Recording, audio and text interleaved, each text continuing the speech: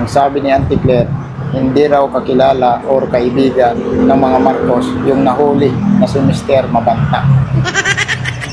Pero may beso-beso sila ni First Lady, itong si Mr. Mabanta, at may pa-surprise pa, di ba? Yung mga Marcos dito kay Mr. Mabanta. Ultimo yung aso ni Marcos ihawak ni Mr. Mabanta, di ba? At kasama si Sandro Marcos ni Mr. Mabanta. Talagang nililin lang talaga tayo ni Auntie Claire. Kasama yung mga loyalista nga, yung mga vlogger nila. Talagang nainisuka. Sasabihin nila, papalabasin nila na talagang Maka-Duterte daw yung si Mr. Mabanta. Maka-Duterte kasi nahuli na talagang tumatanggap ng bayad, di ba? Galing kay Tambalislos. Pero yung mga talabas ninyo, sumasambulat yung katotohanan, sinasampal kayo ng katotohanan, di ba?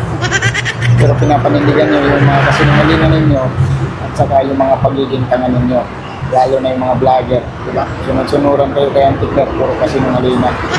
Papalabas kayo na Maka-Duterte, talagang DDS doon si Mr. Mabanta, pero sumasambulat yung katotohanan. Andyan yung mga video, andyan yung mga picture kung saan talagang close na close ang mga Marcos kay Mr. Mabanta, di ba? Mga kupal.